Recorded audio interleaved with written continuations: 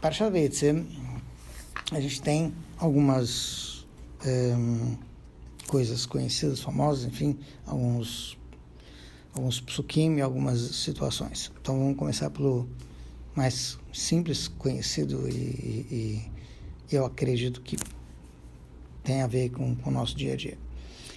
A Parashá começa contando o sonho de Yaakov. Sim? Muito bem. Então Yaakov dorme e ele sonha,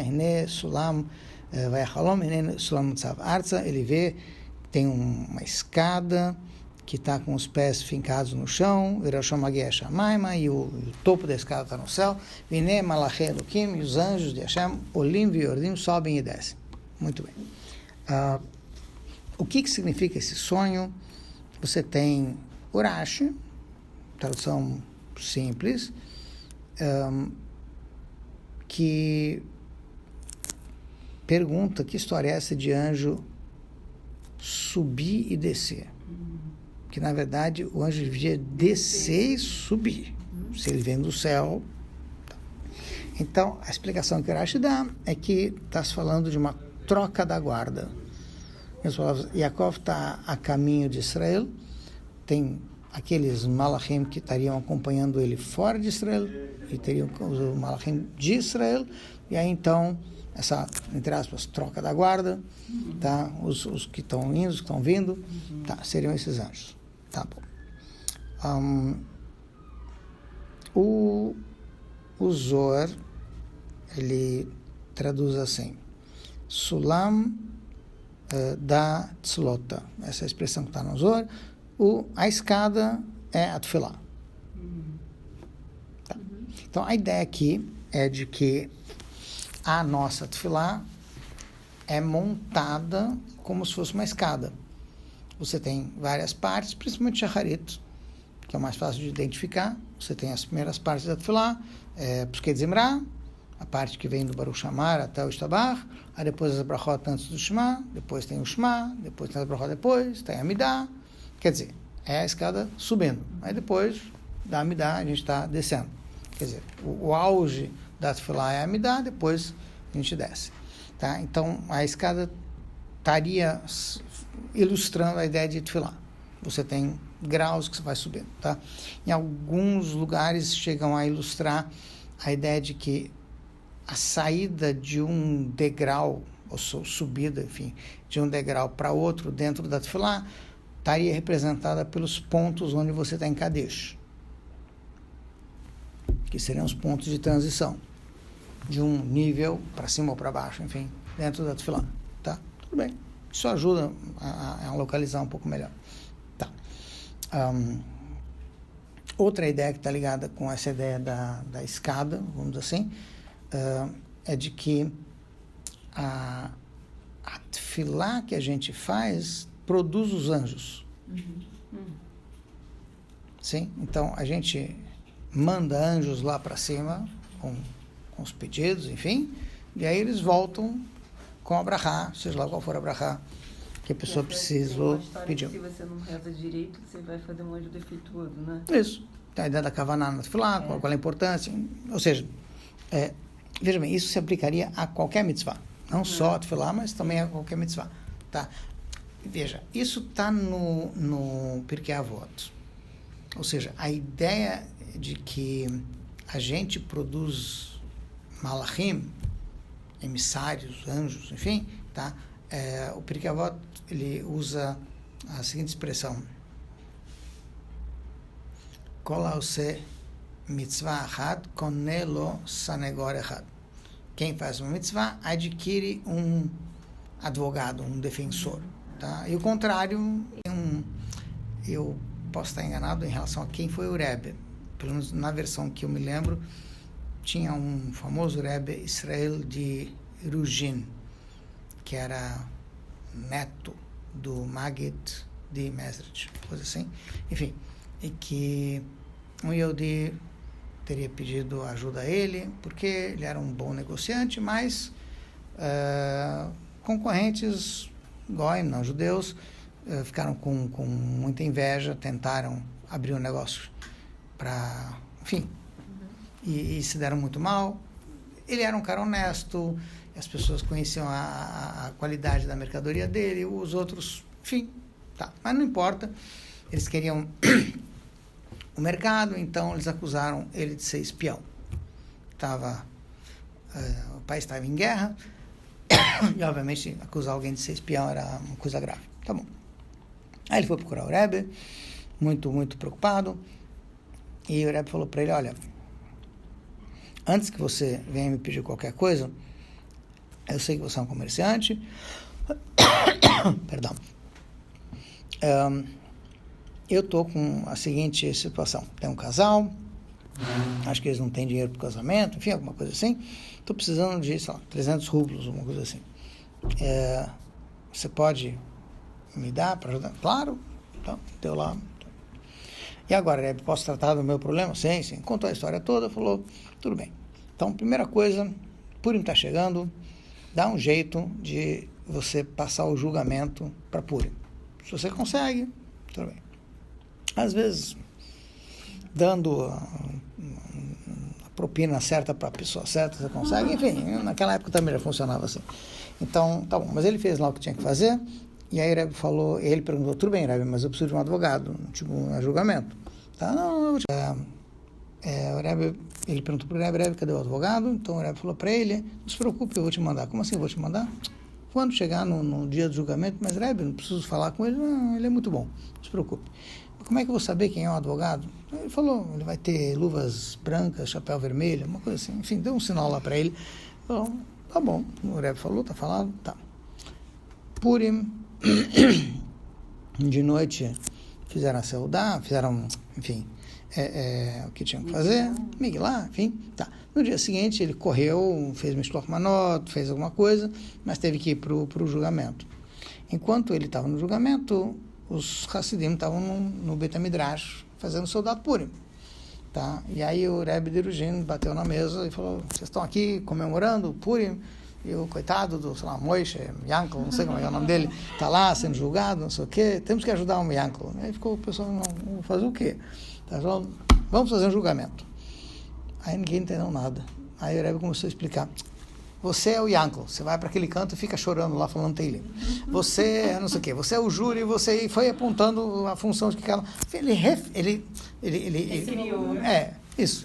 Um mini julgamento ali. Estava tendo lá. Isso, exato. E ele disse, eu vou ser o advogado. Tudo bem. Aí botou o promotor, e esse, aquele, cada um falou, cada um fez, tal, esse falou, o outro chorou, não sei o quê. Cada um fez lá o que tinha que fazer. E aí chegou a vez do Rebbe fazer a defesa. O Rebbe saiu do Beit HaMidrash, botou um chapéu vermelho, luzes brancas, que nem ele falou que o advogado ia ser. Entrou lá, falou, imagina, Moishe, a gente é honesto, nunca foi espião, não sei o quê, tá? E aí então foi a vez dos juízes, do júri e tal, e todo mundo falou, inocente, mato, tudo bem. Aí continuaram a ser o dado por lá. Muito bem. Enquanto isso, lá no tribunal, a mesma coisa. Estava lá o Moishe, com o Teilim dele, chorando, e está chegando a vez dele e nada do cara aparecer. E ele fica ansioso, óbvio, não tem o que falar. E na hora o cara aparece justo, tudo bem, ele mal tem tempo de falar com ele. Chapéu, luvas, tudo mais, tá bom. Na hora, assim, o júri falou mais ou menos o que o outro falou, aquele, e aí o advogado foi lá também, defendeu ele, tudo ótimo, tudo bem, tudo perfeito. E aí eles saem do tribunal, ele vai feliz para casa, fazer a saudade. E eles falam por um tempo, mas depois o advogado some, tudo bem. Ele vai para o Beit HaMidrash, todo mundo fica feliz, cantam, dançam, enfim, tá. Acabou Purim, ele vai pro Rebbe, ele quer o contato, alguma coisa do advogado, ele quer acertar. Não precisa. Não precisa. Não, mas eu quero falar, não, mas como assim? Foi você que criou esse advogado. Ele é o malar que você fez com 300 rublos. Ele que veio te defender. Por isso que depois que ele defendeu, você não precisa mais, não está mais aqui, não precisa. Outro detalhe importante que a gente tem, dos vários que tem na Parashá, é nessa Parashá que Hashem abençoa, logo no comecinho, Yaakov, ou seja, Hashem aparece para Yaakov nesse sonho, nessa escada, tá? Aí Hashem fala para ele, tua descendência vai ser muito... E se ele está saindo de Israel e indo para... Sim, para a casa de Lavan. Pedras? Isso. É nessa hora que ele está tendo um sonho, e aí nesse sonho Hashem aparece e fala, o farás, tayam, vakem, safona, vanegma. Tá, então o Rebbe pegou essa frase e fez dela o slogan, praticamente, do movimento Chabad, tem que se espalhar, tem que... Tá. O faratza não quer dizer se espalhar, apesar de que pirtza, a palavra, o verbo, tá, quer dizer quebrar uma barreira, tá? Mas a ideia é de se fortificar. Então, assim, você tem que se fortificar para todos os lados. Então, o Rebbe pegou essa ideia de que se essa é a brachá que a gente está dando para Yaakov, a ideia é de que a gente também tem que botar ela na prática. Ou seja, aonde quer que o Yehudi vá, ele tem que se reforçar. Na verdade, não é só o Passuk. Toda a sequência depois desse Passuk confirma o Passuk.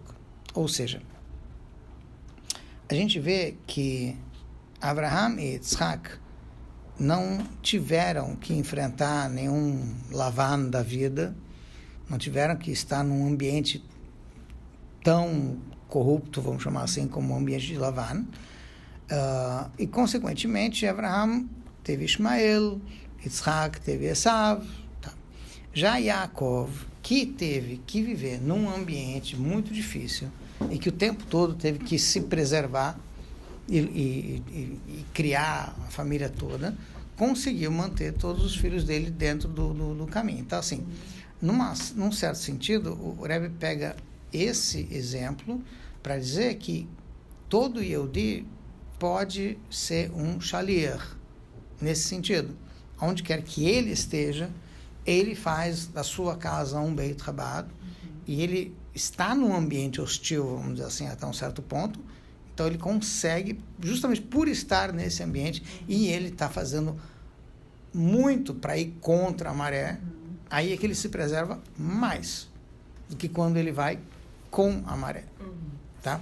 Então, isso tem alguns livros que comparam, eu acho que é no Torah, enfim, que ele também traz isso, que é a ideia de Yaakov indo para a casa de Lavan é, na verdade, um paralelo, uma réplica do que acontece com a Neshama.